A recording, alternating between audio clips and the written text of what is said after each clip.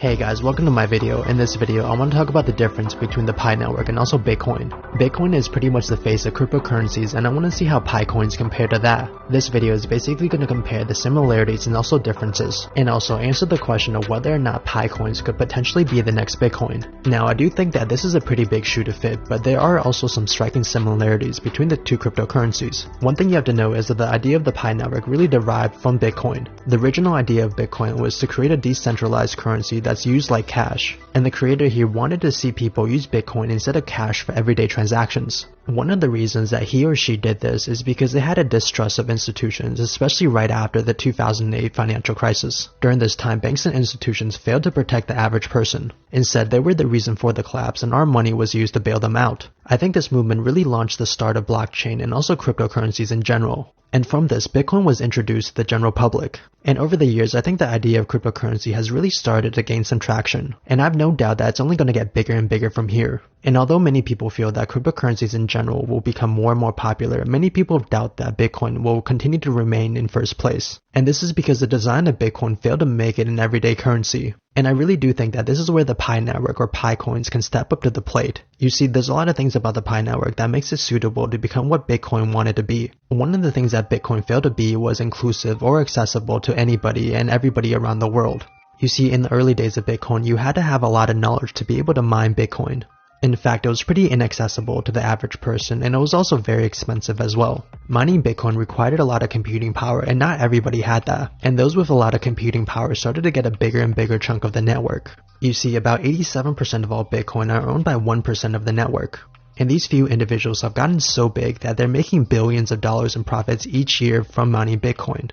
And even though Bitcoin is technically decentralized, a very small number of people do have control over the network. Now, I think that the creators of the Pi network realized this to be a problem, and instead of forcing people to use computing power to mine coins, they allowed people to mine just from their phones.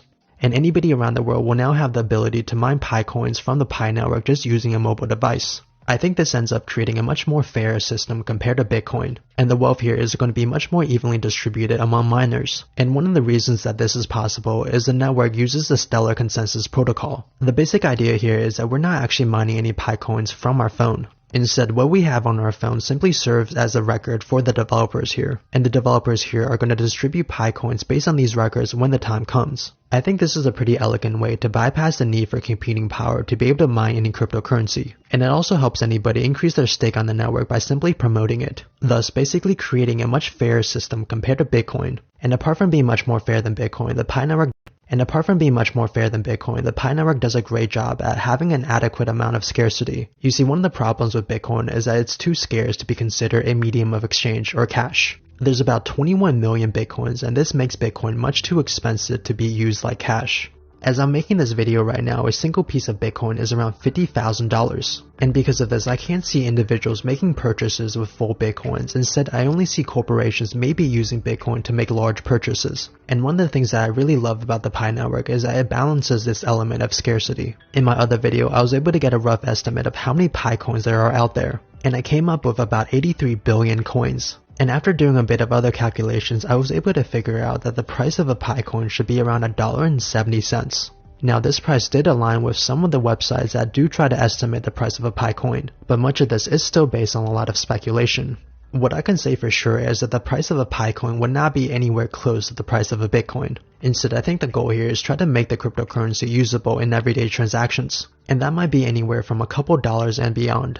Therefore, if you really think about it, the Pi network or Pi coins might actually be what Bitcoin wanted to be. Instead of being a medium of exchange, Bitcoin became a store of value. It became something that people collected, hoarded, and saved instead of spent. And that really defeated the original purpose of Bitcoin. Now, I do want to say that the price of Pi coins might increase in the future, but it wouldn't increase it the same way that Bitcoin does. A piece of Bitcoin literally turned from a couple of cents to $50,000 in a couple of years. And I doubt that we're going to see the same type of growth, simply because there's a lot more Pi coins in the world than Bitcoins. Now, this isn't impossible, but I doubt that this is an intended purpose of the creators here. An example of why a Pi coin can't increase a lot in value is because of Stellar. Stellar is a type of cryptocurrency that has a supply of 22 billion. It doesn't actually have the same supply as a Pi network, but it's pretty close compared to other cryptocurrencies. And it's been increasing in price similar to Bitcoin over the years. What this really says to me is that even with a large supply of Pi coins, the price is still very movable, and it's likely to follow the price of Bitcoin for a while since Bitcoin is still number one. But I do think that over time, as Pi coins continue to be used, it will be able to establish its own price.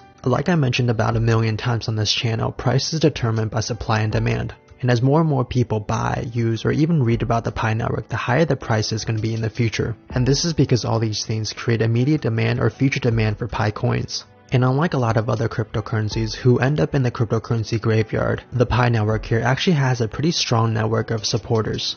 This helps to make sure that the Pi coin doesn't die on release, and also helps to immediately protect and increase its price upon release. This basically makes sure that the Pi network doesn't suffer the same fate as Bitcoin during its early days. I think we've all heard stories of people throwing away hard drives full of Bitcoins, or using it to purchase the most ridiculous things like stickers or pizza.